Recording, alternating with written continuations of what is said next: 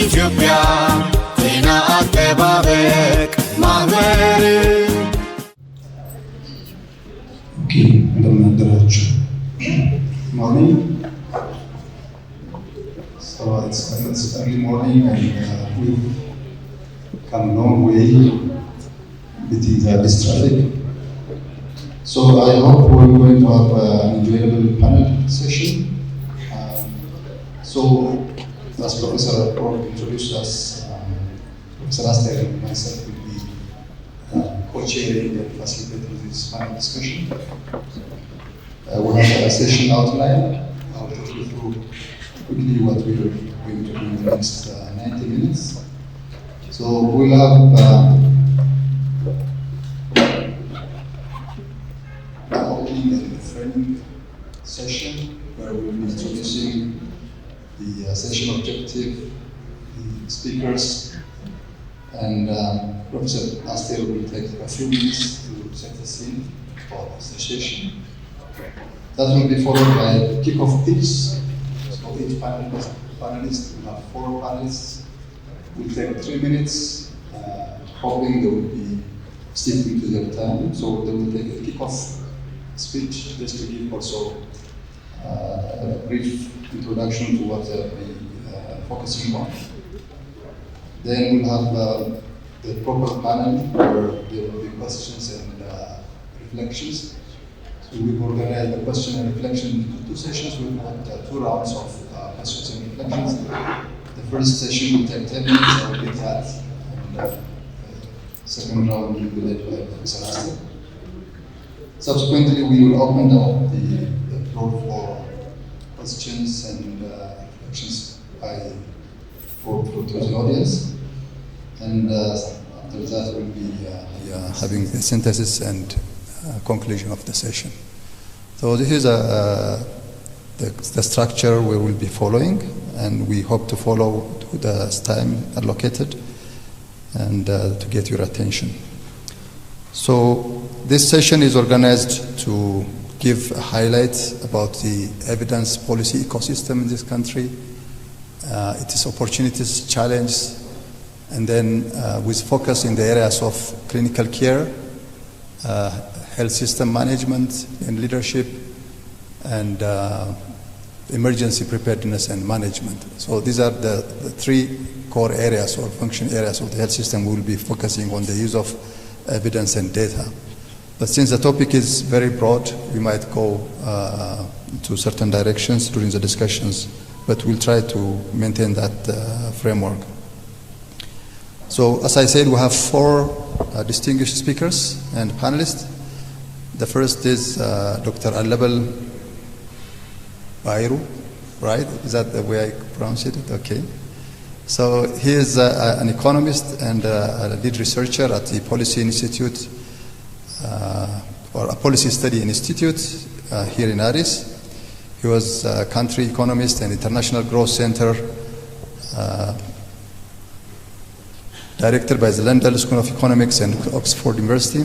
And he's a visiting research fellow at the University of California, Berkeley, USA. He has more than 17 years of postdoctoral experience in research and policy analysis, focusing on, among other things, on poverty, human development, labor market, food systems, nutrition, and health. He has published extensively. He is a member of the Ethiopian Economic Association, a global economic science association. He obtained his PhD in resource economics from Hohenheim University, Germany in 2008. Our other panelist is Dr. Malkamu. Welcome, Dr. Malkamu. He is a medical doctor. He had an extensive experience in health system leadership, and he has worked at various positions in the Amhara, and he had been also a faculty at Wollo University, and notably he had been the head of the Amhara Regional Health Bureau. He has worked and contributed extensively there. He has extensive educational background in clinical medicine as well as in public health. He has specialized in obstetrics and gynecology, but he also has master's in public health. From his CV, what I noted is he has special skill in managing a conflict in the north in 2, 3, 4 years back. He is currently the deputy director at EPHI, and he is managing the core functions there. So he has a very long list of experiences. Just for the sake of time, I have to shorten that like this. Other speaker panelist is Dr. Kasu. He is also a clinician, pediatrician with several years of experience in clinical medicine, medical education, and research. Currently, he is working at WHO as health system officer at the country office. In this capacity, he supports the use of evidence in health policy development and health system strengthening. He is also an adjunct position at Jimma University and at this Continental Institute of Public Health. He is also serving as the founding and current president of the University of Gondar Alumni Association. He has obtained his MD at Gondar and also MPH from Gondar University and PhD in politics of health policy with a focus on evidence-informed and participatory health policy making from McMaster University, Canada. Our last but not least is also a distinguished medical professional, Professor Aklilu Azahe, right? Very difficult names. I'm encountering difficulties in pronouncing names. So he has graduated from Addis Ababa University, Faculty of Medicine, and has also done his specialty and subspecialty in emergency medicine, emergency and critical care. He has served as several leading positions, including medical intensive care unit, emergency medicines programs at Black Lion Hospital at Addis Ababa University, led academic programs as Associate Dean for undergraduate programs at Medical Faculty of Addis Ababa University, and Director of Graduate Programs at College of Health Sciences. He is an advisor to the Ministry of Health in emergency and critical care, and has several contributions in developing international and local guidelines. He is a founding member and the immediate ex-president of the Ethiopian Society of Emergency and Medicine Professionals and ex-board member of African Federation of Emergency Medicine. He has active engagement in research with more than 90 peer-reviewed publications in international journals. So you can consider these are very rich experiences, and you will have a lot of reflection during the discussions. So having this about the panelists, I will call upon Professor Aster to give us a quick overview of her current work as well as also trying to set the scene. Please welcome Professor Aster. Thank you, Prof. Tsunel. ልቆም ልቀም እንዳንተው እንደጀመርከው ልቀጥ እንደምናደራችሁ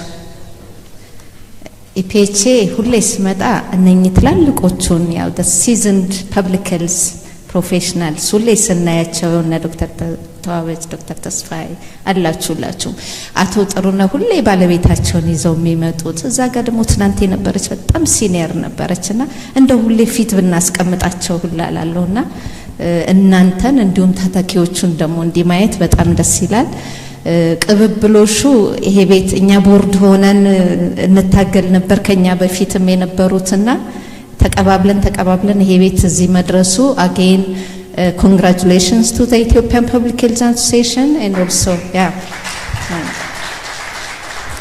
እና እንኳን ለ37ኛው የኢፒኤች አኑዋል ኮንፈረንስ አደረሰን ካልኩኝ በኋላ I have multiple hats. Professor Tsunoel was introducing one of my hats, the lead executive officer for policy strategy and research. That is my newly hat, I would say. PSR, the policy strategy and research of the Ministry of Health, is a relatively younger lead executive office in the Ministry of Health. Maybe you have seen all our posters on that side and also here. You may ask why all these from the ministry, why the ministry established PSR. We all talk about evidence-informed policy making, evidence-informed decision making, evidence to policy. who is generating evidence? My other hat, I am from academia. Maybe you know I am from Addis Ababa University and temporarily moved to the ministry. የውሰት ዕቃ ነኝ ለጊዜው። ስለዚህ we the academia, we all generate evidence. Evidence is generated by research institutes, partners, associations, but how much of our evidence are really being used to impact, be it clinical decision, outbreak responses, or impacting the policy in general? So, you know, there was a big divide between us, I would say my other hat, the evidence generators, and the policymakers የምንላቸው ማለት ነው እና I think one of the main objective for establishing PSR is to, you know, bridge the gap between the generators and the utilizers, as I said. So we are serving as an engine for evidence-informed decision-making in Ethiopia. That's what we said. So, you know, networking, linking between those generators and the utilizers. So as a result, we coordinate evidence to policy process in the country, strengthening knowledge translation. We serve as brokers. That's what we say. In my office, we are very few, but many. That's what we say. Very few, very young office, but very dynamic. And we also ensure all policy documents, strategies, guidelines, what you use in the clinical practice, everything is informed by evidence. And our office was also responsible. Maybe you know our health policy has been endorsed last year. So our office was responsible for the translation and dissemination of that policy document. That's why you see here. So you can scan, those of you who don't have the recent health policy document, you can scan it from here. And we also, as I said, ensure the networking between academia, research institutions, and the policymakers. That's what we are trying. You know the agencies, EPHI, AHRI, are the agents of the ministry with their own mandate. We have started, you know, working very closely, networking these institutions, but beyond EPHI and AHRI. So whatever we do in the past, how many, I think it's only 3 years old. It's now 10 months since I joined. ስለዚህ የሁለት ዓመት ከምናምን ልጅ ሆኖ ነው የተቀበልኩት. So whatever we do, we started, as I said, we finalized and disseminated the health policy. And also one of our mandate is to set the health research agenda of this country. So we did that, a prioritization exercise, by engaging, at least to start, by what they call the research universities. So we are working with the 8 research universities, and also we engage the major professional associations, of course the Ethiopian Public Health Association, Medical Association, Nursing Association, Lab Association, and Pharmacy Association to start with. We also did some of our activities of, you know, clearing the policy documents with Prof. Aklilu is here, the Ethiopian Emergency and Critical Care Society, right? So we are working our activities with societies, and also when we set the priority agenda, which is not yet a work on progress, we engaged the Animal Health Institute, the Environmental Protection Agency, and the Ethiopian Ministry of Education, because we know health is beyond the Ministry of Health, right? So we are trying, 1 minute. Okay, so we are engaging, we are using this One Health lens. So we are trying this collaboration, networking among the health research stakeholders. So for the interest of time, we are also trying to automate these all policy documents so that they can be reachable elsewhere, including the research management process, the health research management process. So maybe we will have more time other times. Thank you so much. Thank you for inviting us. With this, we have partners including FNOT, WHO, JSI, and others. So thank you so much. Thank you, EPHA, for inviting us. Thank you, Prof. Samuel. Okay, thank you very much, Professor Aster. So I would like to invite the panelists to come to the podium, please.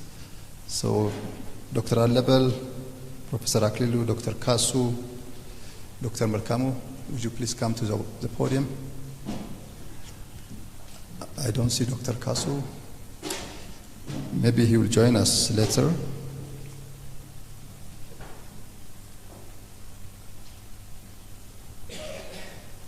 Okay, thank you very much. So as I indicated in the agenda, you'll be given a 3-minute speech, 3 minutes, the real 3 minutes. I'll be using a stopwatch here, so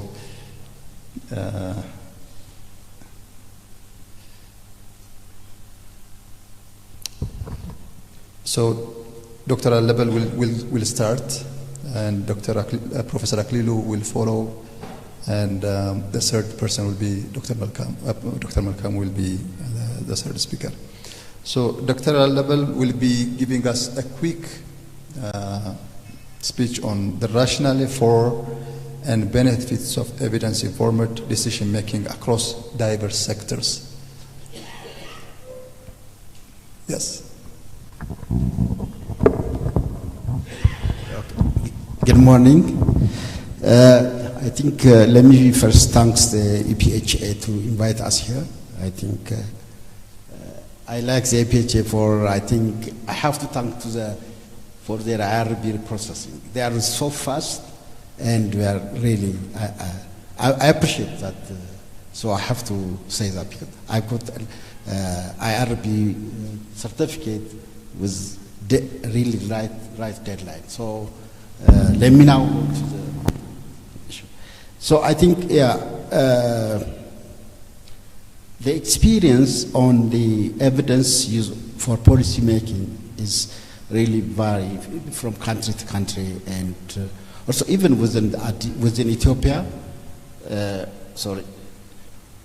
That the use of this evidence is all. But generally, what we can say is that the use of evidence is something that related to a systematic use of reliable information. I want to underline reliable information for solving the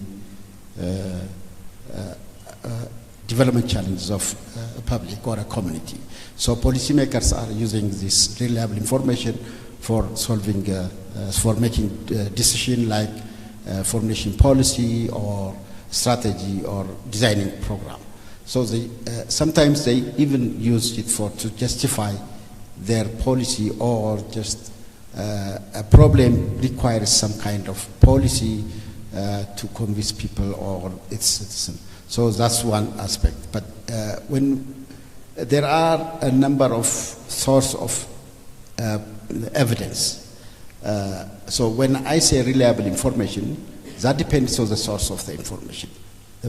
Like, for instance, they may use data like epidemiological data or statistical data like DHS or whatever, the administrative data like records from hospitals or etc., and make some analysis, and they use that one. The second major source of informed evidence is research, as you know. So rigorous analysis. Based on rigorous analysis, there will be there are some evidences that generated from research. So those evidence can be used by policymakers to make some decision. And sometimes, because of the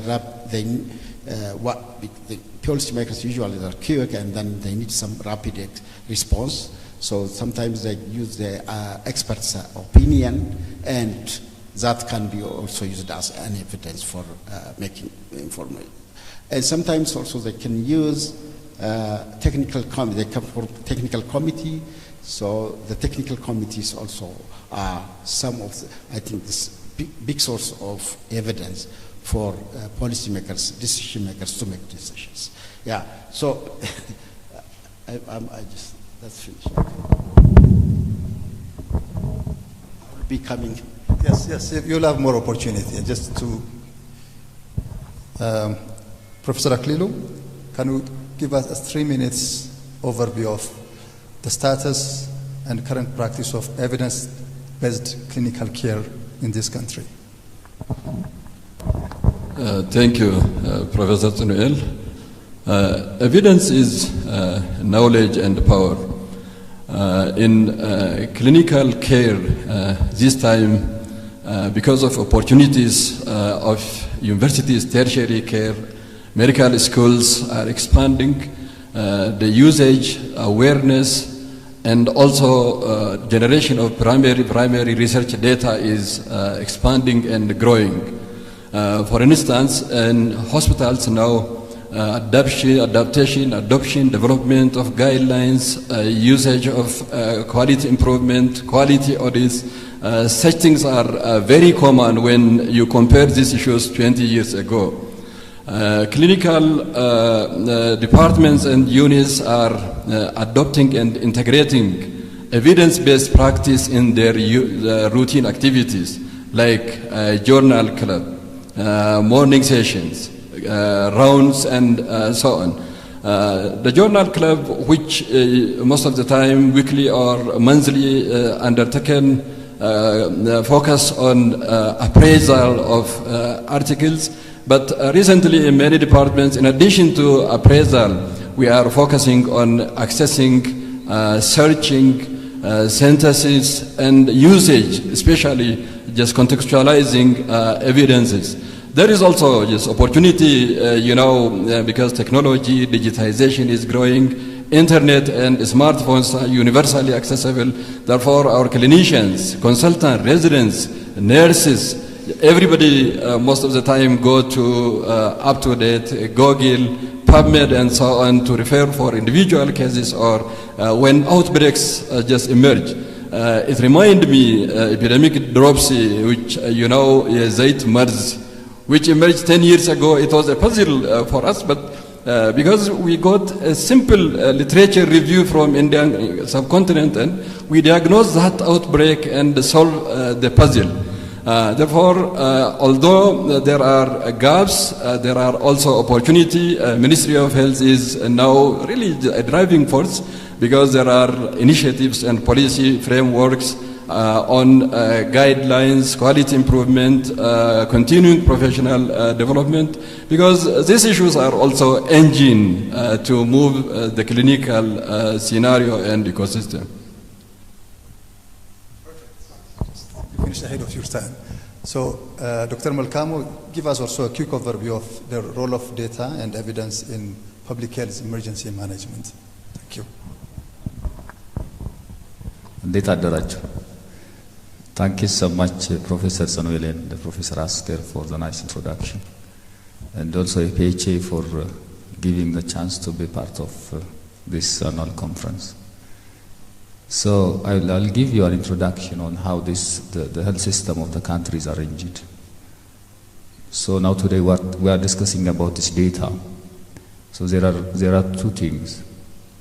Those institutions who are generating evidence and institutions who are using this evidence.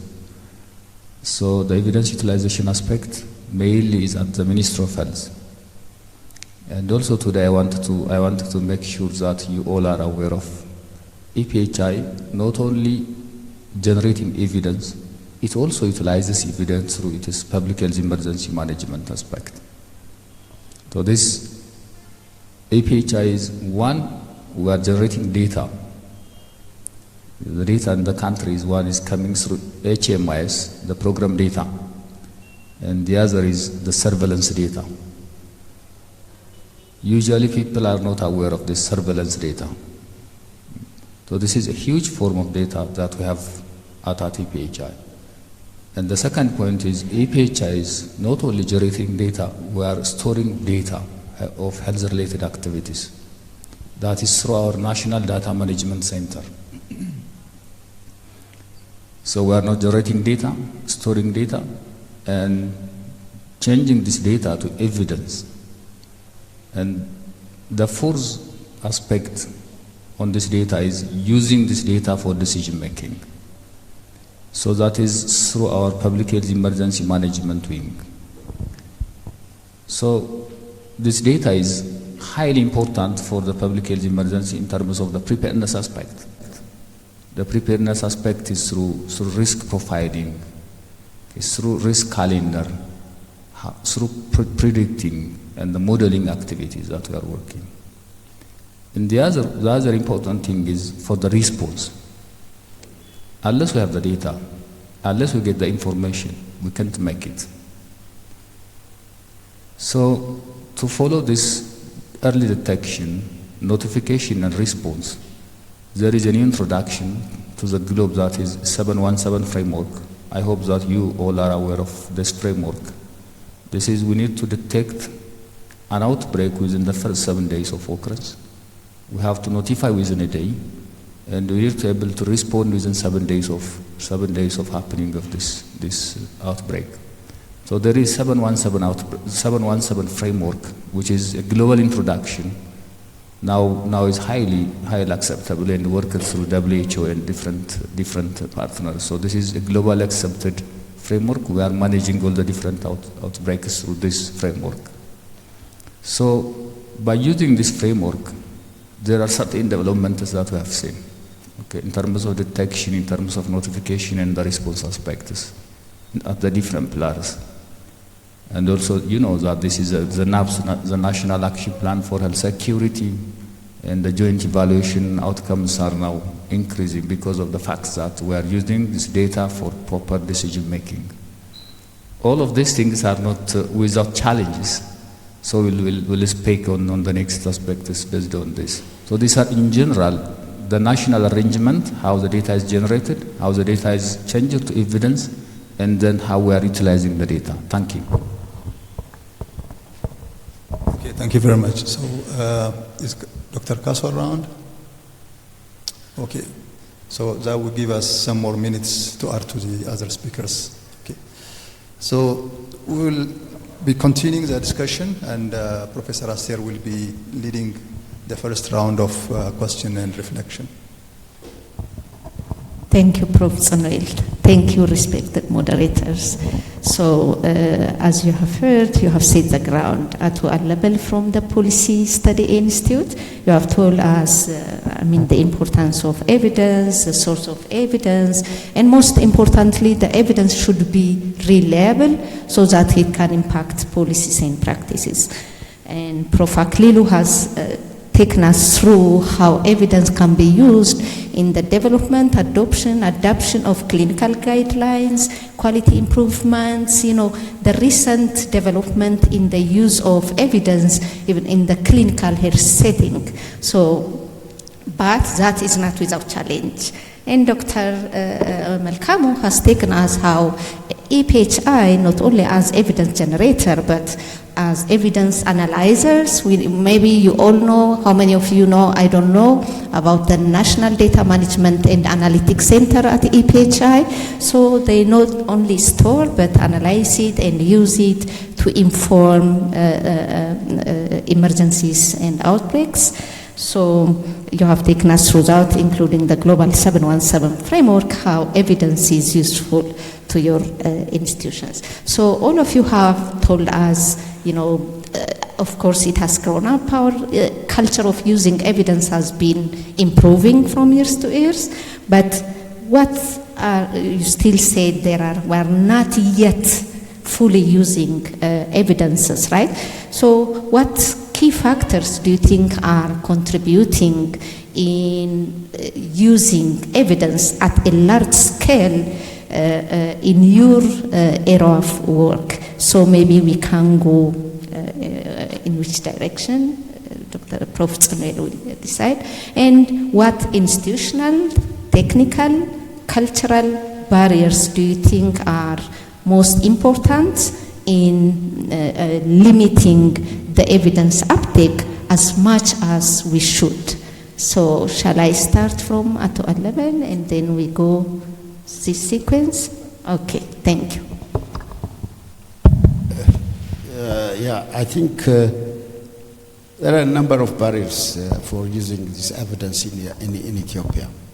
The first thing, you see there are a lot of evidence that are generated in universities, research institutes, international organizations, etc. But one of the most, I think, important barriers, just research policy linkage is very weak in Ethiopia. So there is no, or there is very limited platforms where researchers can come and then give their evidences to policymakers. So the research and policymakers, there is some kind of weak linkage. There is no platform as such that can. This is one factor that contribute. The second factor is even from the research side, from the research scientist side, they can produce a lot of technical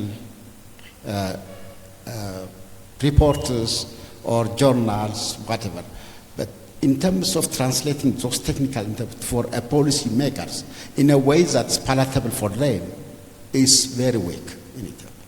I have seen a lot of times where policymakers, through my a lot of experience for more than 15 years in policymaking area, we invite people, scientists from universities, and they come to the policymakers. The way they explain the things is it's hard for policymakers to easily grasp, and that's one important thing that which contributes a lot, because they don't have appetite for that, because when they call the scientists to their office and then ask them for the way they explain for the policymakers is not in a way that those people are just policymakers are easily understand.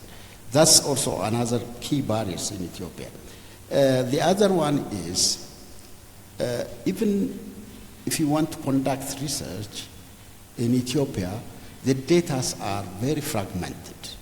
Like for instance, you don't find data that links the food system with the nutrition and health. You may find some kind of data in the HS. You may find some kind of data through the agriculture sample survey by the Ethiopian Statistical Service, or you may get some consumption data on household consumption data. But you want these data to be linked. You don't find that kind of credible. If you want to link those data, you don't find. You're not credible for that. So that's really one very important barriers. So the data we have is very fragmented. So there is no any integrated data in Ethiopia. So policy analysis requires connecting different variables into one data set. And so that you can see the patterns of the different policy variables, where they are going and how they pattern, the trend, and so on. So that kind of things are really also one important barriers in Ethiopia. Finally, I think, there is also, I can say, limited appetite from the policymakers, from the Ethiopian policymakers, especially. I know the highest body, they need some evidence to make a decision, especially at the minister level or below that, there is low appetite for that. And add up this one with the weak linkage, with absence of platforms where you find the top leadership of the country where policy is made. So these are big barriers for the evidence-making policy in Ethiopia. That's all. Thank you. Thank you, Ato Alebel. I would give the same question to Prof. Aklilu, but in the clinical setting. Thank you. Thank you, Professor Aster.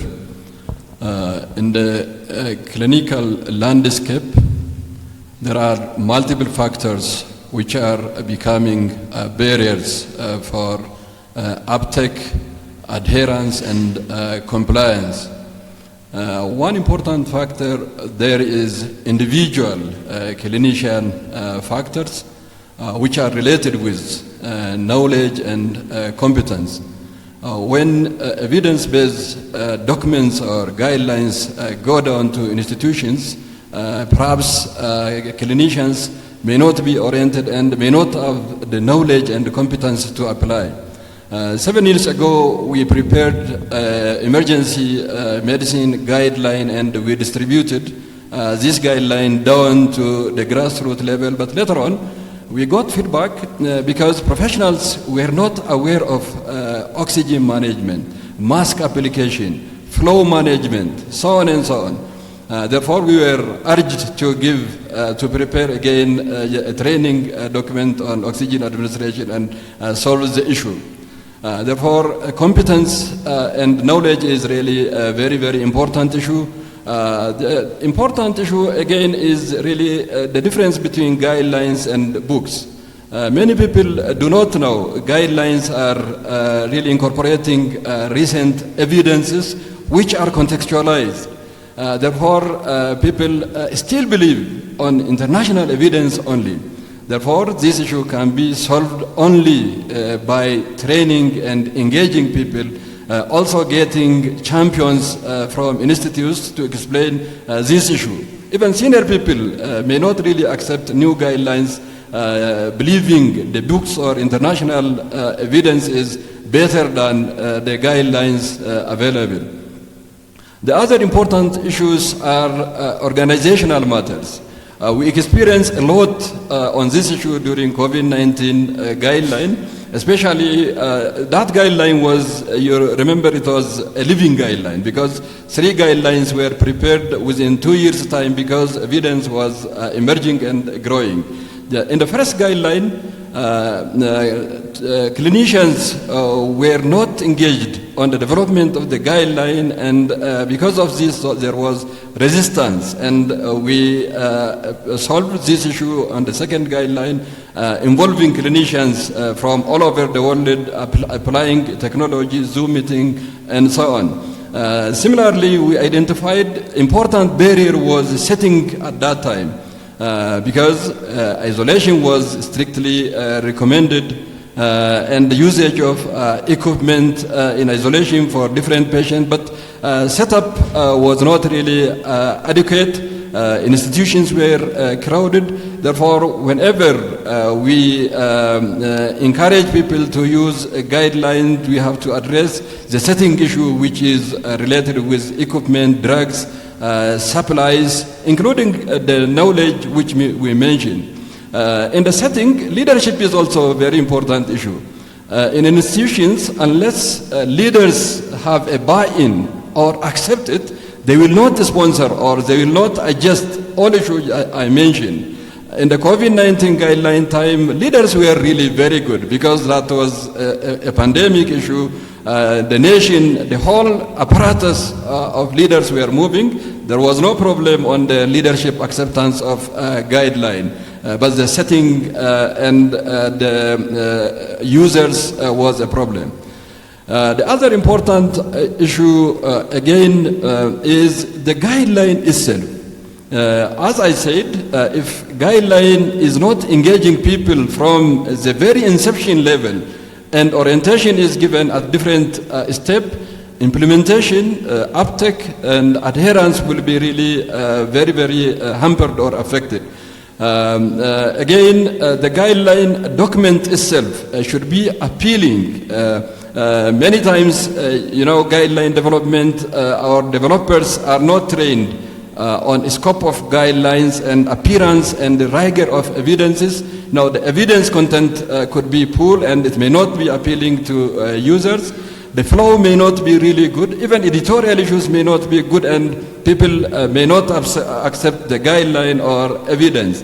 Therefore, the guideline really should be appealing and the appearance, everything should be good. Now, in the Ministry of Health, because there is a governance system in the policy, strategy, and research, now there is a quality assurance steps because there is standard and standardization of guideline and evidence material development. Hopefully, this structure of the guideline component issue will be solved in the future. because clinicians are not even aware what adaptation is, what adoption is, what really de novo development of guidelines and so on. Therefore, this is really opportunity for us to build capacity of clinicians so that clinicians will be engaging on synthesis of evidence, contextualization of evidence, and use of evidence so that there will not be barriers in the ground level.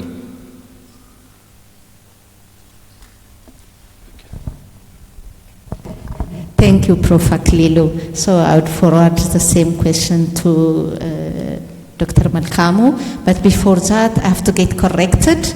My co-moderator has told me, I repeatedly say Mr. Al-Level, but he's Dr. Al-Level. So, Lemon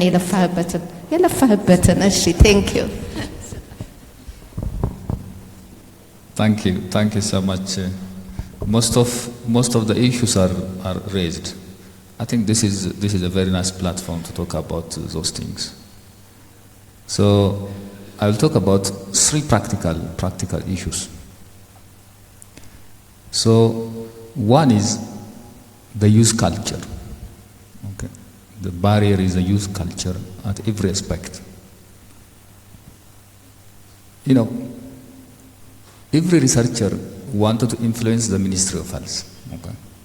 Every researcher to have an influence on EPHI. But the youth has to start from the ground. Okay. We need to work with the Waradas, we need to work with the zones, we need to work with the regions. Okay. While I was working as a regional health bureau head, everyone is thinking about having these publications and changing the policy at the national level. But we are not closely working with the regions, with the zones, with the districts down there on the community. So, while thinking the data that we have, the information that we have, we are also thinking only those who are published to these peer-reviewed journals. There are different data, there are different information that we can use for response.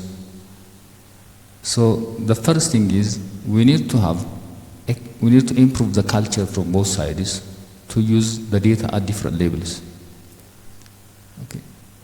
If you are thinking that there is, if the modeling shows that in one of the districts there will be landslide, okay, that has to be used to that area. So we need to make this influence, the data use aspect. We need to start from the district level to that of the national level. And the reverse also works in that aspect. I clearly know that. And the other thing which I see usually, when we generate data, for instance, one of the universities, they will never ask the regions, they will never ask the zones, what are your priorities? What are your points to be included in the research for the data generation? And even while teaching our students, we need to use the local expertise. While, for instance, in speaking about this, in teaching health economics about the community-based health insurance and other aspects, the one who is leading the zones, the districts down there, knows the practical aspect of what does this community-based health insurance means. So we need to work closely at different levels, not only at the national level. The national level is critically important, but we need to work at different levels, data generation and data use aspect. One is that. And the other is, there are so many data, there are so many evidences, but that is not changer to information. This is the critical one, and the communication aspect is also included here. There is a point that the researchers are saying that there is a low appetite from the policy maker side that they don't want to use our evidence. And the policy side, we are saying that the evidences generated are not from our priorities. So that's why Professor Astier's office is established. So that is to bridge this gap. So there are so many data, there are so many evidences, but that has to be changed to information and communicated to the policymakers. We need to have, we have so many data, but there is no information. The policymakers don't have time to see, to read all these publications, to see the long listed points. So it is good that to change the communication aspect. We need to have a short, summarized information which will really influence the policymakers. So we have to make the data to information. So, and also we need to communicate in the way that the policymakers are listening. So now there is a growing appetite, there is a growing thing. That's why at the ministry level there is a policy, the executive office, and also data management and analytics center at EPHI. And there is a growing interest in this aspect. This is manifested practically. And the last point that I wanted to mention here is the use aspect is not yet institutionalized. I'm saying the data use aspect is not yet institutionalized. The storage, the analytics is institutionalized, but on the use aspect, the use aspect is not still institutionalized, and it needs further work to change the culture, to work at the institution level, be it at the facilities, as Professor Aklilu was mentioning, and at different levels. It has to be institutionalized and it should be culture. For this, we need to push on the advocacy aspect, on the communication aspect, in coming and working together, in changing the data, the evidences that we have to information. So this will make a great improvement, so that we can get what we want. Thank you. Okay, thank you very much, all the panelists. You really raised important points. I would like to add, I used to be a clinician. I said I used to be because I stopped clinical practice the last 10 years. Otherwise, I've been wearing gowns and, going to the hospital. So there is, even guidelines have got their own inherent limitations, unless they are frequently updated, unless they are based on available best evidences, unless they are pragmatic, there could be bottlenecks. We've done a couple of research assessing whether physicians or clinical providers are sticking to guidelines. The finding is striking. They follow only in 30% of the cases. And the worst to follow guidelines are medical doctors. And there could be several reasons, but one of the reasons are guidelines are rigid. They don't give flexibility for individual variability in patient care. They talk about the average person, not the individual specific person. But when you evaluate a person, the one person is very unique in terms of clinical features, treatment response, and so on. So they should be really further discussed on how do we develop clinical guidelines and make them more flexible and robust. AI is now becoming one potential for users, just to add to this reflection. So we'll go to the second round of questions or reflections. So you've told us about the challenge, the gaps, and the problems with the use of evidence in decision making or practice. Now let's turn our face to opportunities and best practices. So can you give us one best practice to highlight the existing opportunities and how we can leverage those opportunities to really improve the use of evidence and decision making in your area of work? I know, Dr. Allebel, you're covering a lot of sectors, so you can give us an integrated approach. And Professor Aklilu, you can contextualize to the clinical practice, and Dr. Malkamo to the emergency response. Mind you, this is for practicality. Otherwise, we are not saying they know only about these fields. I know you have broader knowledge. Over to you, Dr. Allebel. So you want me to say that good practices? Okay. Oh, okay. Let me start with the. We have a lot of good practice at PSI. Over the last maybe 16, 17 years, we had a lot of communication with the policymakers. So when I say policymakers, I'm just referring to the Prime Minister office and at least the ministerial level. You know, I think, let me tell you what you know. Let me start with the Ethiopian Community Exchange, the ECX. That's one important influence that we did during the late Prime Minister Meles Zenawi. And also the formulation of growth and transformation plan, you know, the first two growth and transformation plan. And now currently we had a lot of background studies for the formulation of the 10 years perspective plan, which is currently going on the other most important examples that I can tell you is like the agricultural growth program, which is a multi-million-dollar started in 2011 in Ethiopia. So the first phase of that program had not a component on nutrition. So we were told to evaluate the first phase in 2015-16. So we came up with the proposal that this program should include a nutrition component because it had only a productivity component and also a commercialization component. The program was implemented in high potential area of Ethiopia, over 185 or some 65 districts.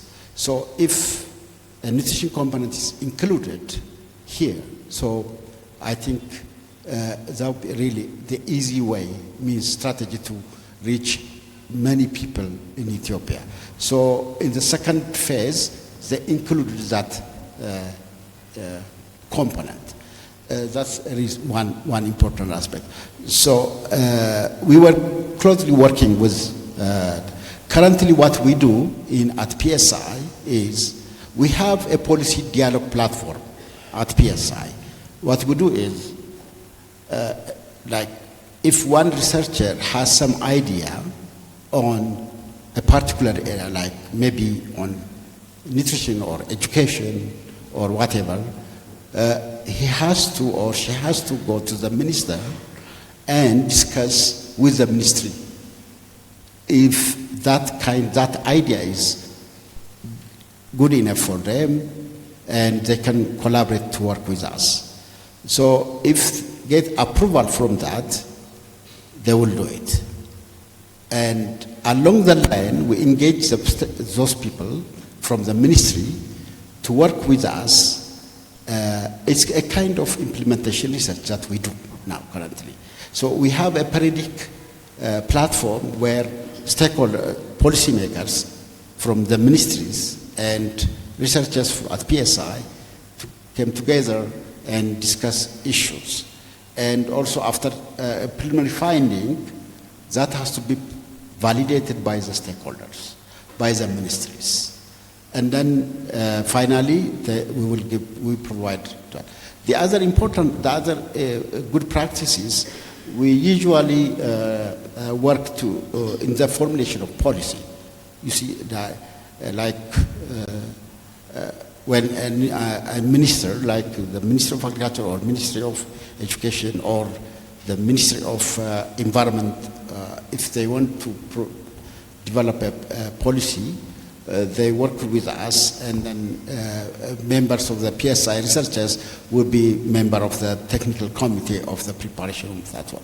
So the other, I think, let me generalize, conclude this one. When do we say evidence is taken by the policymakers? First, you want the policymakers to think strategically first. Whether that is taken to the policy making process or not is another thing. So policymakers, they need some ideas how to strategically address a particular problem. So when you create a platform for them to discuss those issues, they are able to strategically think that problems. That's one aspect. That's a big contribution, by the way. Second, the second important,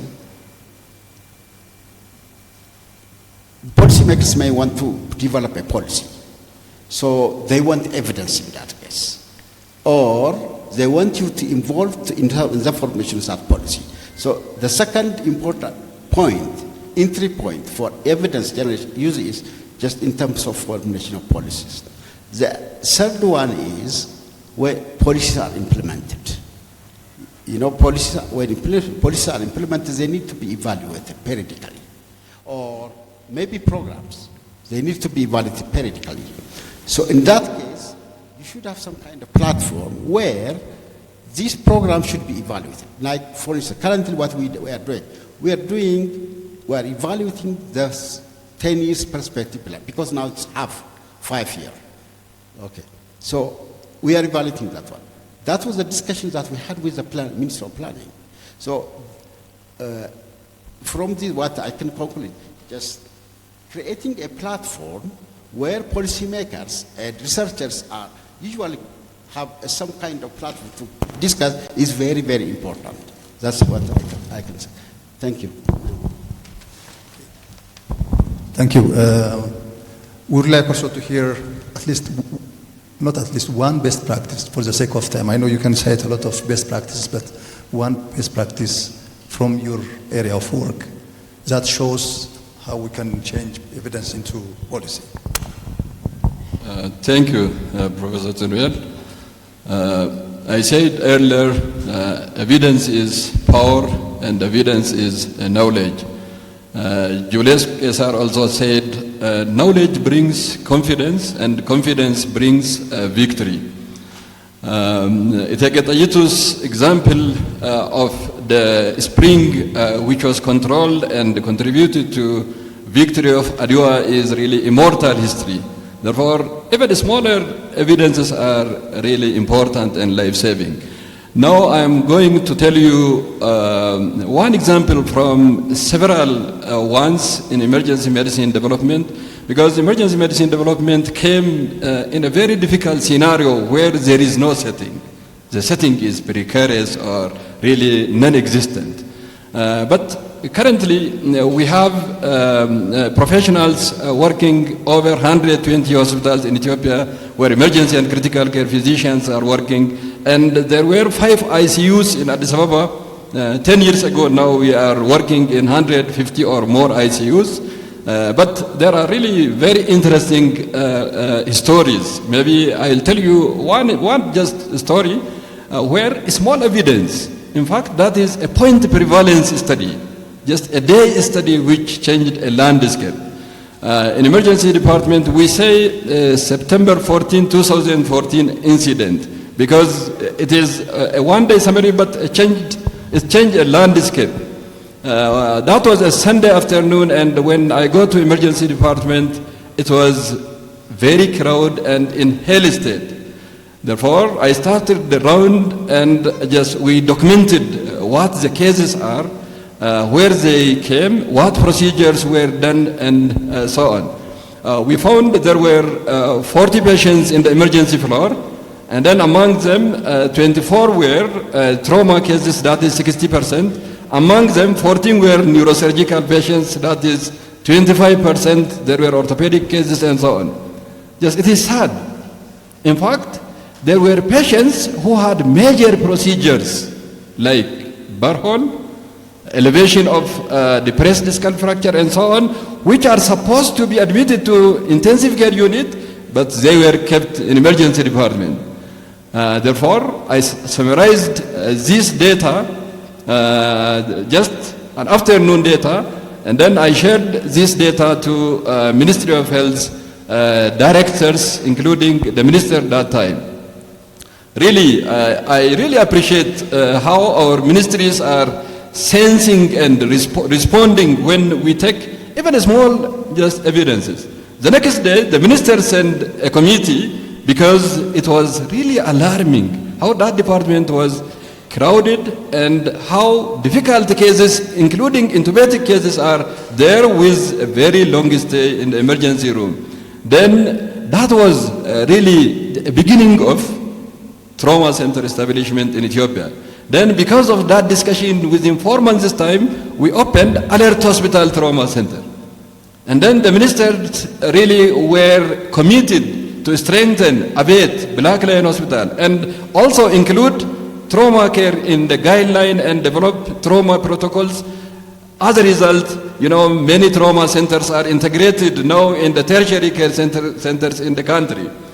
Then we evaluated after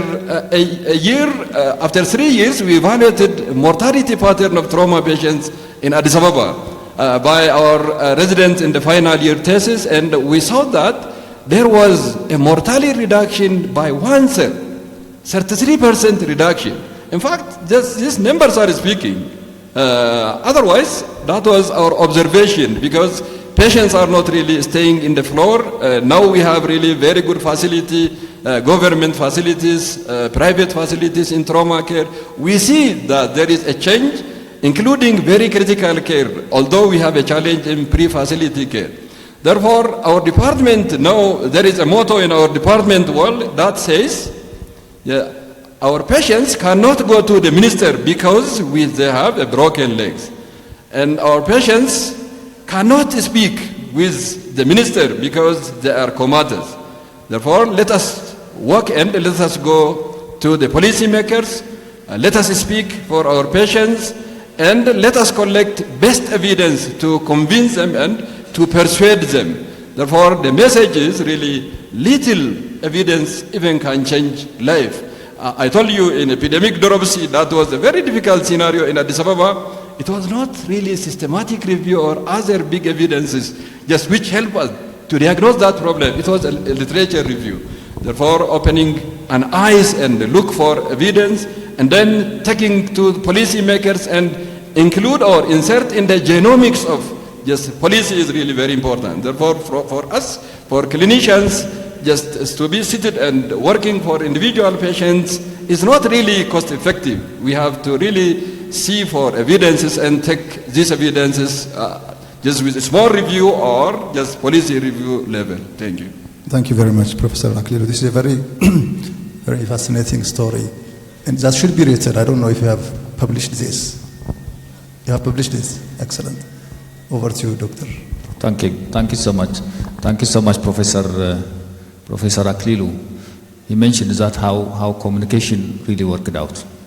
This is not the level of evidence. This is the level of how we communicate it.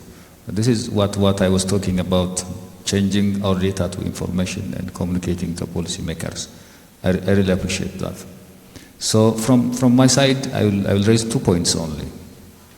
I can mention many, but there are 2 points. One is, you remember that there is resurgence of malaria.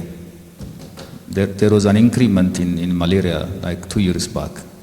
Now this malaria is going down to, it is virgin when it has been in like 4 or 5 years back.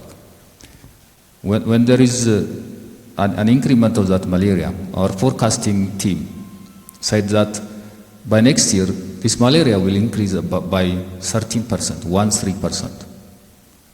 And we made our preparation with a margin of more than that. But when it appears, the malaria was increasing all over the country. This is a global problem. That was an African problem, and that malaria was increased. So based on that forecasting evidence, we were making all the necessary preparations. We were making all the necessary preparations, the preparedness aspect. All the supplies were down there on the ground, and when that malaria was increasing, okay, we're given all the collective efforts that we have, starting from the ministry. Everyone was down there. We campaigned. We have made the proper preparations. So we responded in a better way. So one thing I want to say is our forecasting really worked out. And the second point I want to mention is You all know that there was a measles outbreak. A measles outbreak in the country with about 400 waredas were affected. So for this, the ministry had a national level catch-up campaign all over the country. What we did for this was, we were analyzing the last 15 years data. Where are the epidemic prone areas? Where are the areas frequently affected by this measles? So by doing that, we were able to identify more than 18 waredas, 18 waredas. So we made our joint efforts with EPHI and EPI team, and we are managing these districts in a targeted way, and specifically down to the districts. So by that, we are able to control the measles outbreaks. Now the measles is down. So these are the most important and the critical areas where we use this data for this evidence for intervention. This is a practical one. I can mention more like Mpox and Marburg. As for the time purpose, I will stop here, and I may speak on that if there are raised on the question and answers. Perfect. I know had it not been for time, we could have heard a lot of interesting stories. So, as we promised, this is time for the audience to question or give some reflections to the panelists. So we have 15 minutes for this session. And first, let me see the number of hands, and I will decide. Anyone interested, please raise your hands and let's see. Okay, we have 1, 2, 3, 4, 5, 6, 7. So, how much should I give? Okay, so we'll give all, but just one question per person. Please make it short and just one, please. Okay, I will give 1, 2, this is your number. 1, 2, 3, 4, 5, 6, and 7.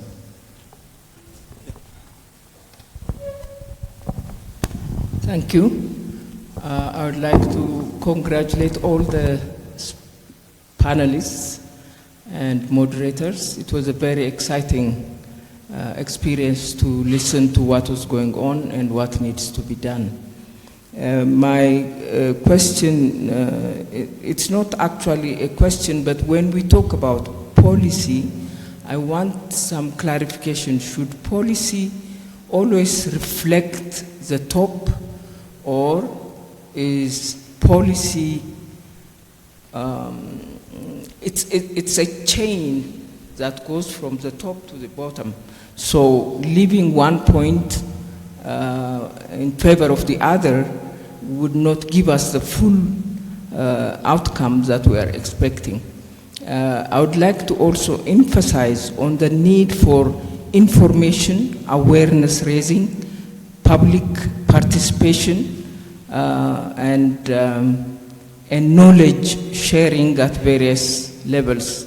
So where do the professionals fall in this policy chain?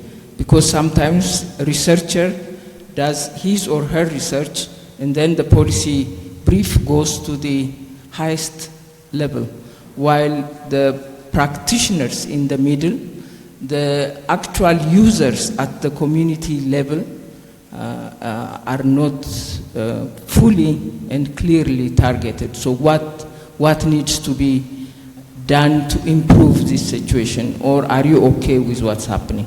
Thank you. Thank you. So, one question per person.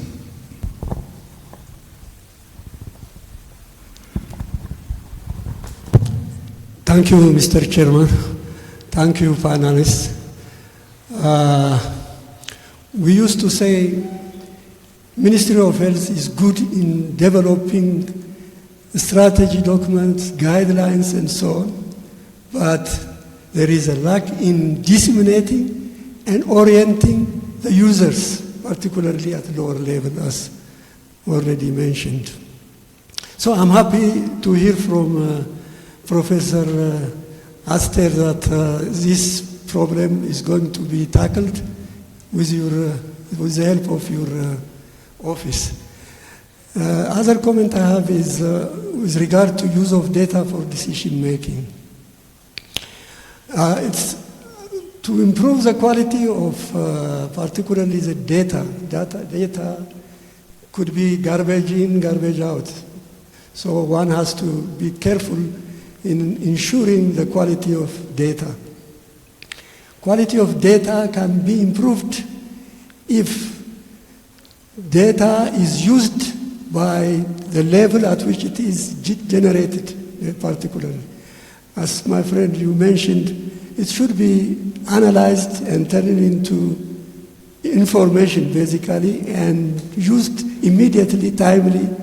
This is very important. So this would require capacity building at particularly the level of health centers, lower down, who are actually providing information based on what they observe and what they actually have to do throughout their practices. Thank you. Third person. Thank you very much. My name is Onet from St. Paul's Hospital. My single question goes to Dr. Mercamo, probably. We have a lot of data generated through academic institutes all over the country. What is the challenge of getting all the data to generate evidence from the APHI's point of view? Thank you. Thank you all, and I think I would like to appreciate the point prevalence data and how it changed actually the policy and practice. So my question is, generating evidence is one thing, but the communication is most important. Communication to policy makers, but also to researchers and also practitioners. How is that being handled in all cases, especially in Ministry of Health as well as EPHI and the PST? Thank you.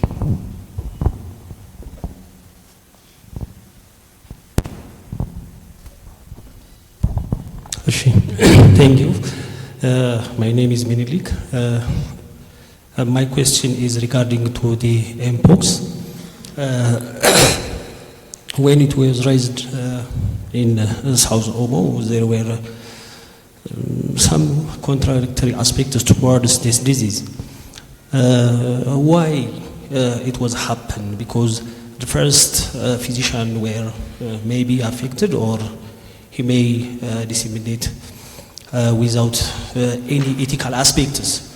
So, is the management, this health information management system or surveillance system, have an ethics? Were they included in the guideline or not? Please verify this. Thank you.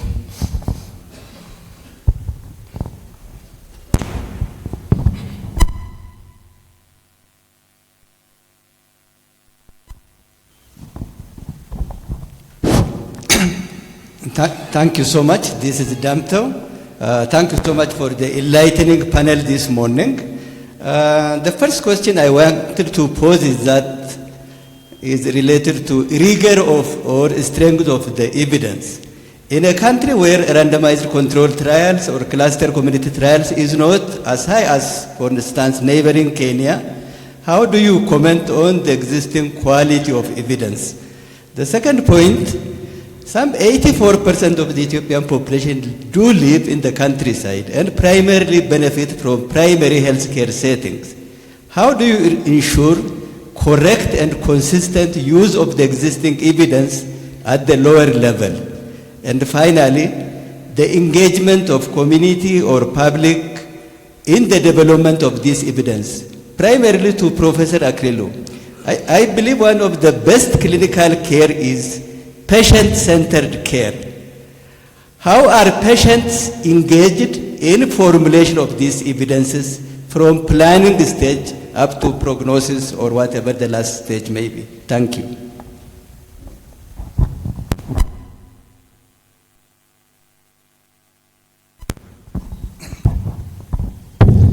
Thank you for the opportunity. I think this is a very critical issue, and we are now, as a gesture from the ministry side is really encouraging. We have to congratulate ourselves because establishment of data translation unit as an interface between researchers and policymakers is a stance that we had never had before. The problem we had is we don't define our agenda to start with, national agenda for research, and all research institutions and universities do not derive their agenda from that. That's where the problem starts. Secondly, there is this dichotomy between research people and data policy people. There is a publish more and read less dichotomy because researchers want to publish more. They want to publish their work in different journals. Maybe they end up in salami pieces, not scattered information, but policymakers want packed information, synthesized. You know, it's not sufficient to translate data into information, but we need to make it knowledge. Knowledge is more than information. Knowledge is information plus criteria or practice or experience. So I think we need to have a common agenda, research agenda to start with. Secondly, we need to communicate with implementing sectors in a distilled way. So we have to take this assignment. Research group should change their research output into policy briefs, issue briefs, and simplified policy languages so that it is user-friendly for the end users. And thank you very much for. Okay, thank you very much. I think the majority of the points are compliments and additions. I would like to forward this saying, you know, in the chain of knowledge management, there is a saying, not all data is information and not all information is knowledge, and not all knowledge is understanding, and not all understanding is wisdom. So this is a hierarchy. So I think we need to keep that in mind. So I think I would like to sort of aggregate the questions. So one focuses on the quality and rigor of evidence, including RCTs. The other is on access to data and communication using a proper channel. The third is involvement of community and other stakeholders in evidence generation, design of policies. Okay, maybe you can reflect on these three aspects. Each of you, I'll give you 2 minutes. And there are also specific questions that were forwarded to Professor Aklilu and Dr. Malcolm. So we can go this way. Most of the questions are the same, but I can. Okay. Yeah. Thank you. I have some specific questions, especially starting from Prof. Dante's question. Engagement of patients in patient-centered care is very, very crucial issue. That happens in several levels, but the most important issue is explanation of treatment or care we are giving to patients. That is important just in every routine day. There are not really strong research in this aspect, but from our observation, there is really huge gap. That is really very important area in the future, which we should improve from nurses' side, physicians' side, from side all aspects. But the second point also is engagement of users, including patients, in guideline development. That is very important.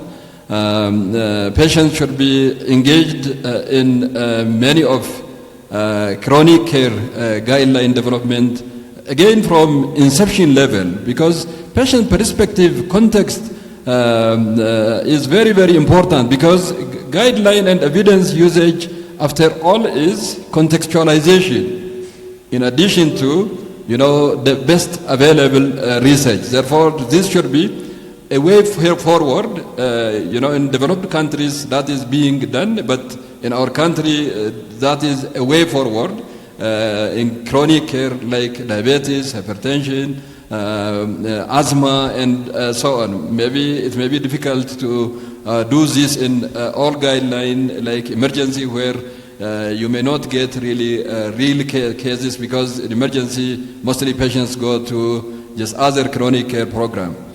And the second is the rigor or quality of evidence. I think now in our country also systematic review is being done in low and middle income countries, some in Ethiopia as well. Therefore, as long as lots of research are being done, growing, the future is really bright, because we will have just our own data and synthesized data. But we can get this synthesized data from other countries, developing nations. But the most important thing is, again, contextualization. That is also our comment also in journal club discussions in the morning. Mostly clinicians are interested in the quality of data only, but the issue is external validity. Do you really apply to your population, coming to the context, patient value, and different things? But that does not mean that decision is only based just on the best, the quality evidence only. But the point is the best and also available evidence. Therefore, it is like a hungry person. A hungry person just don't need a cake, but hungry person just can take just any good food for that matter.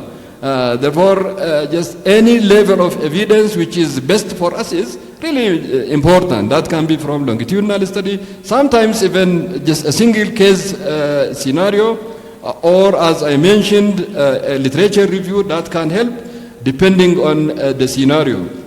There was also just a similar communication issue which is raised based on our point prevalence study by Dr. Fikrab.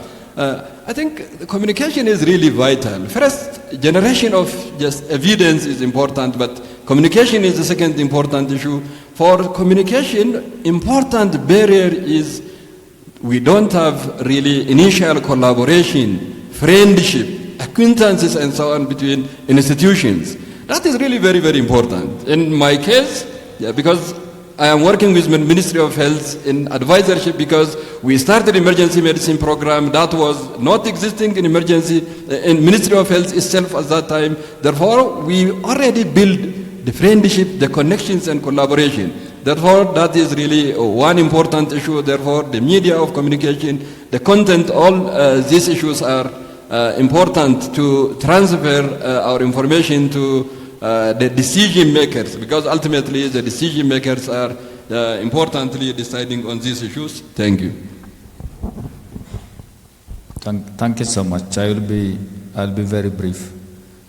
So some of the points are just comments, and we'll take it as a compliment, so that the main intention was to knock your door, okay? To knock you. These are the interests from the policy makers. These are the interests from EPHI, from the Ministry of Health. There is advancement, as you acknowledged. So we have launched this FEM Center of Excellence last May 2025 in the presence of Her Excellency our Minister, Dr. Bagdas. And we were evaluating this, our journey on the past 1 year, specifically on the digitization aspect and the different documents that we have. So we are now making the foundations for data to come to APHI. So this DHIS2, all the health center, all the health facilities, and also the districts are responding through that, and we are planning to make one hub at APHI. So there are different pillars under this Center of Excellence. We are planning to have for Africa and for the globe. We are in a position to be a collaborating center for WHO. That application is on progress, and we are going to make it with the sooner possible. So this will be a platform for others to come to learn, you to come to do researches. That will be a platform for all of us. So one is to announce this platform. You can come and you can use.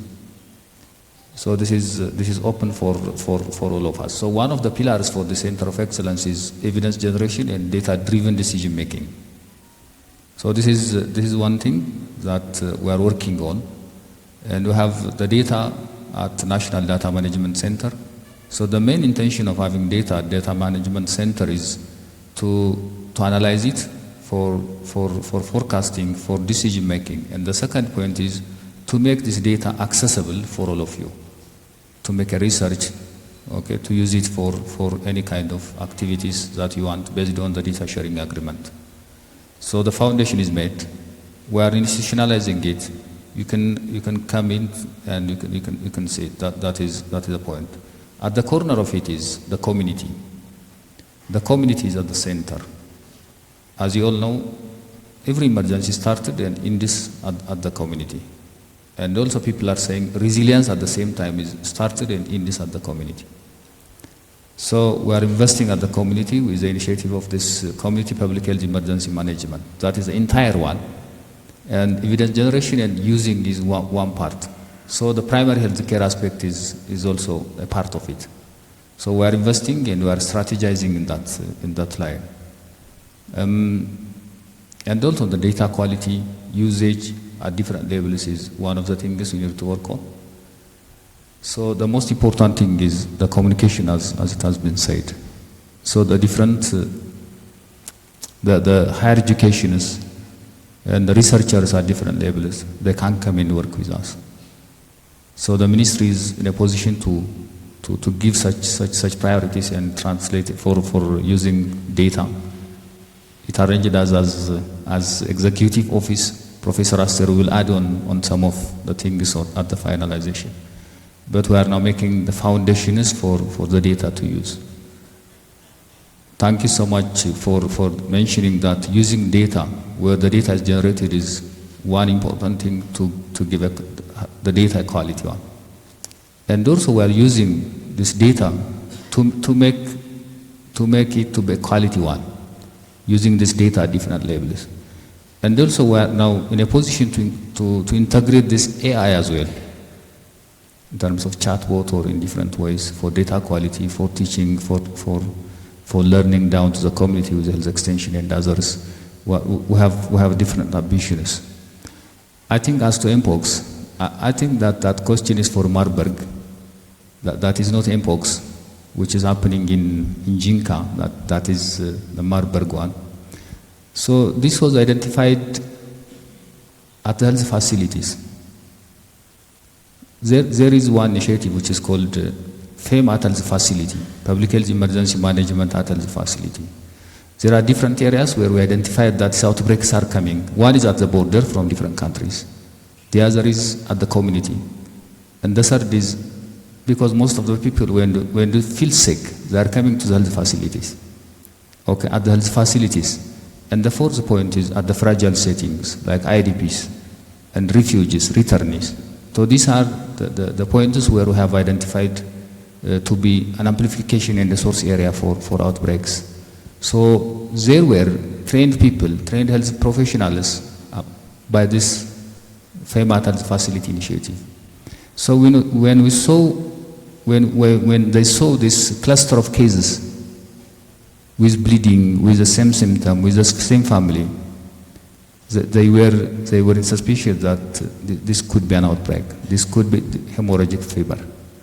So by that we made the necessary investigation and we were able to detect it earlier.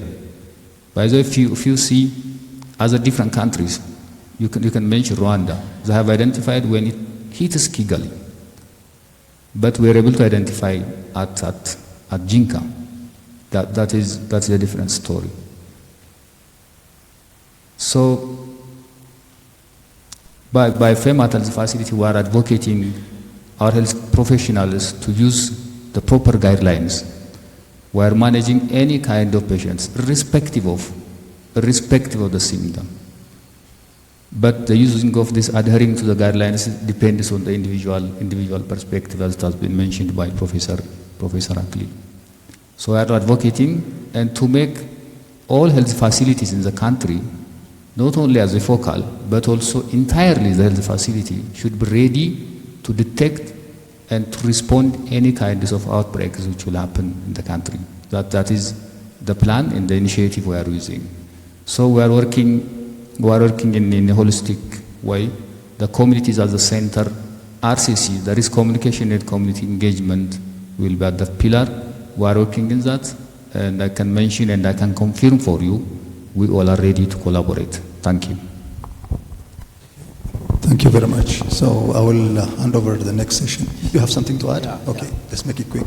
I think the point, Lady Anders, just one information, at least for policies and strategies that need to be ratified by the Council of Ministers or the Parliament, there is a guideline at Prime Minister Office. That guideline, I don't know if you have it, at least there are some checklists. One of the checklists are just if the communities, particularly the policies that is affected by the communities that's affected by the policy, whether the voice of those communities are included on the policy document before it comes for approval, should be included in the draft policy document. So the Council of Ministers, when they discuss on the policies, the draft policies, the first question they ask is, where is the voice or the comments or the feedback from the communities? That's one. And the second one is when you identify if that problem really requires policy, you need to have justification for that. That justification should come from evidence-based. And that's reliable evidence. That's one point. The second point, which is a very important point raised by RCT. Yes, I know. The Kenyans and other countries are conducting RCT. As you know, RCT it should not be the only methodologies that we can generate evidence. One. Second, as you know, RCT is very expensive. Especially, you don't really get as rapid as evidence from the RCT, where policymakers are really in a hurry to make decisions. So for that matter, so every evidence should not be based on RCT. Yeah. So that's what, there are a number of methodologies that can generate reliable and credible evidence. That's it. Thank you. Okay. Thank you all the panelists.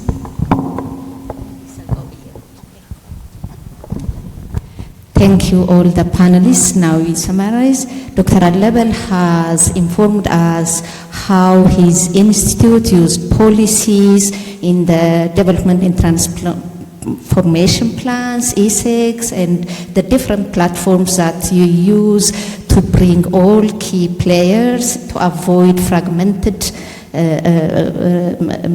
evidences and bring the other sector ministries for a common goal.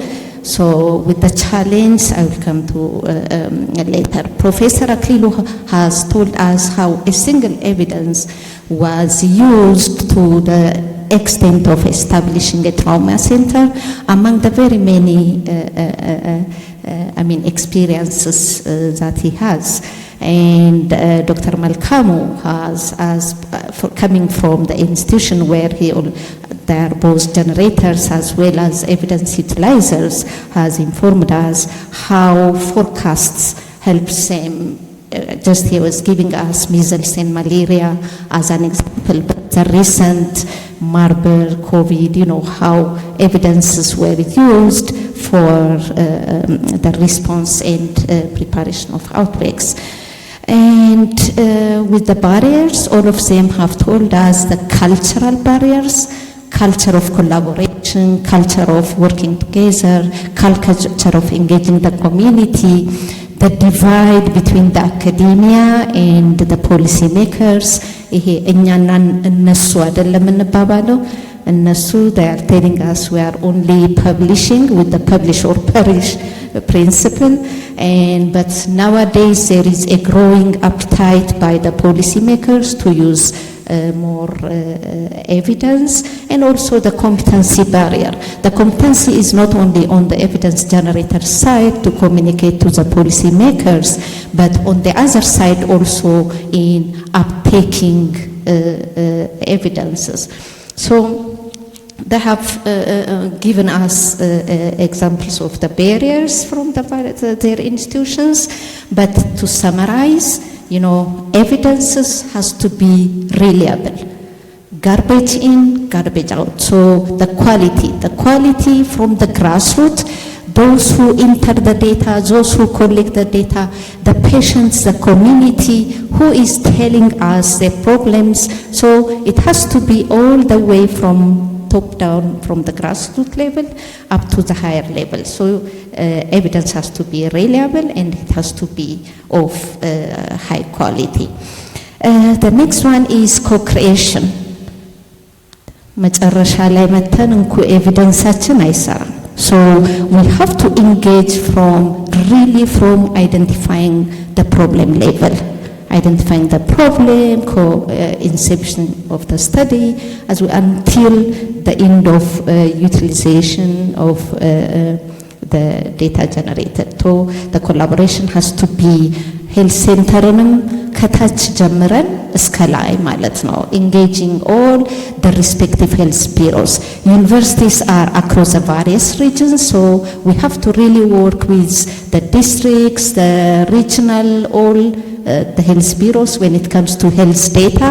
But I have said health is beyond the health ministry and the health bureaus. So all the other climate scenario, it's another ministry.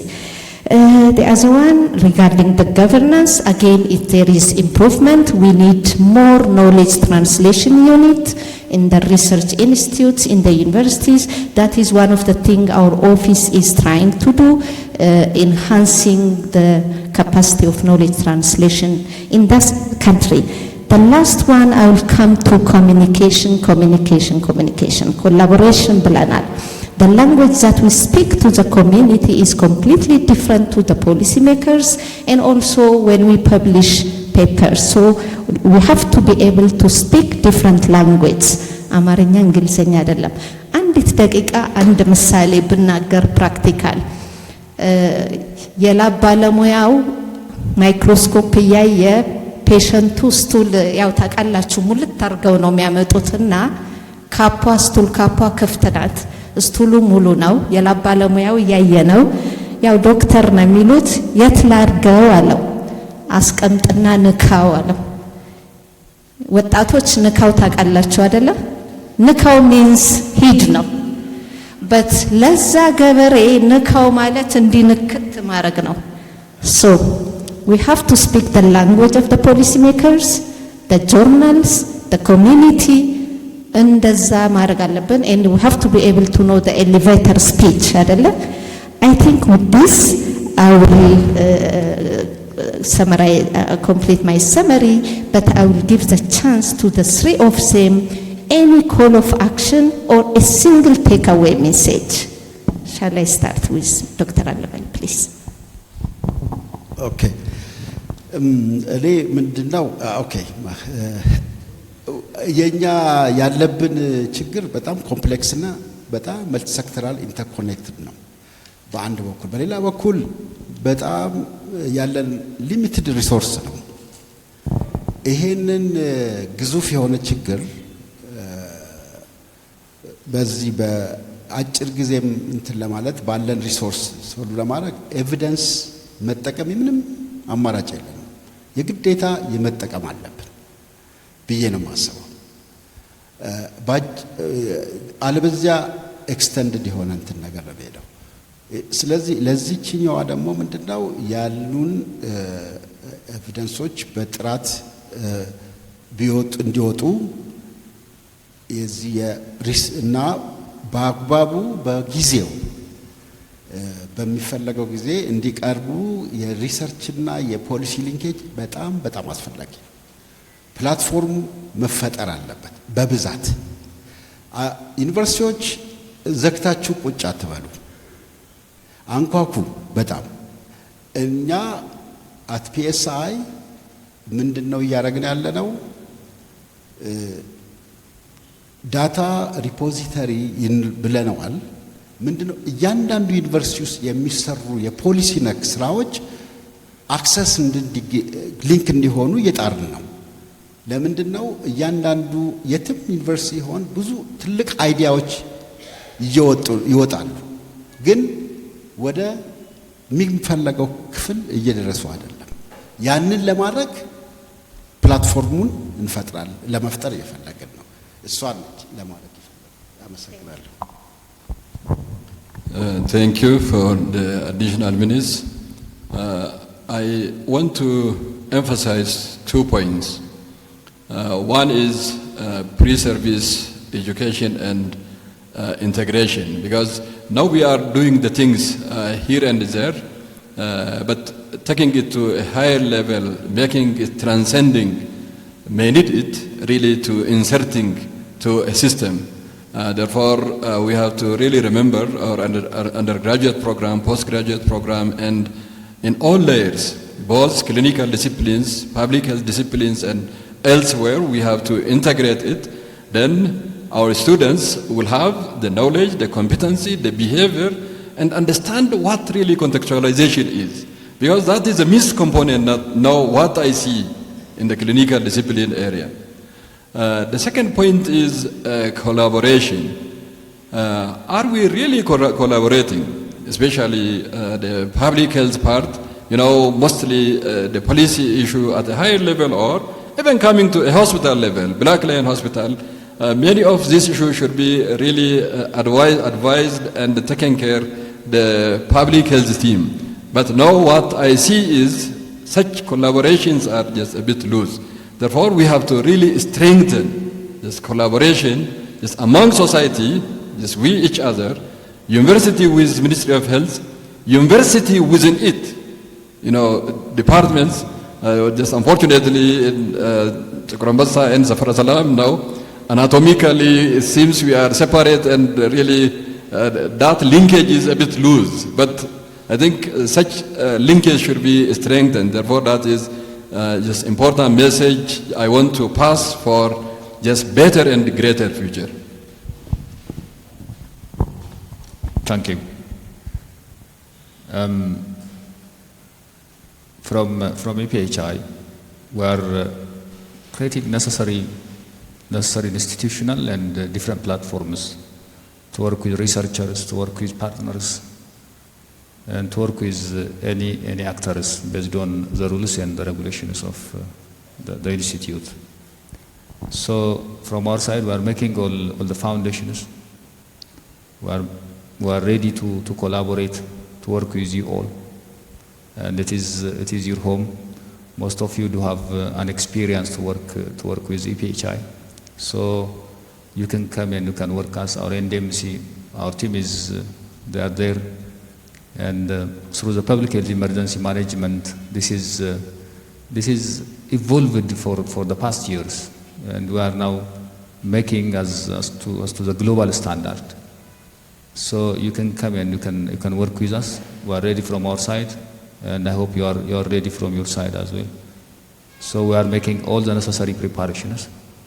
I think everyone believes in using data, starting from down there to the national level. Everyone is convinced to use data for decision making, and we are making all the foundations.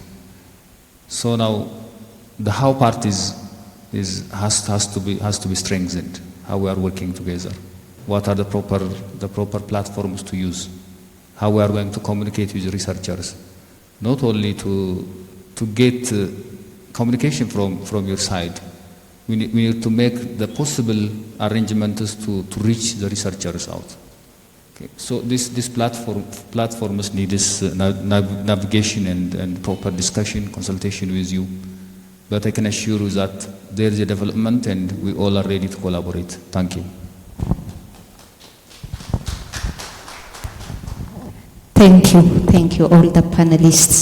Key message, let's collaborate.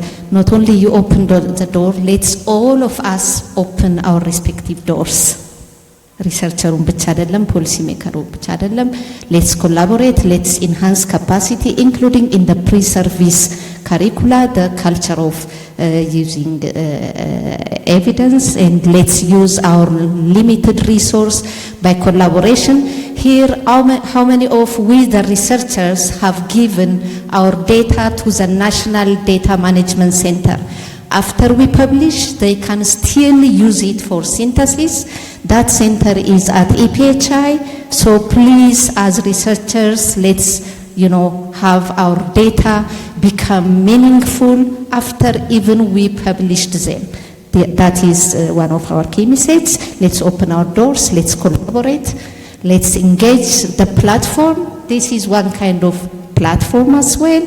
So by this, let me thank all the panelists. I hope the culture of using evidence to inform policy and practice in our country will be enhanced together by joining hand in hands.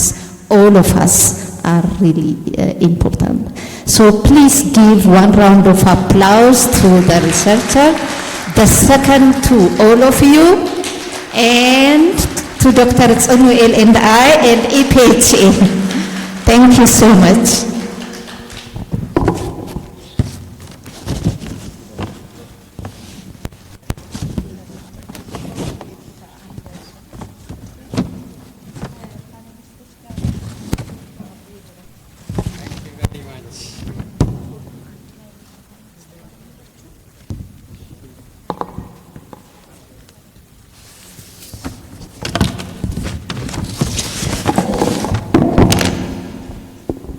አንድ ፎቶግራፍ ትነሳላችሁ አብራችሁ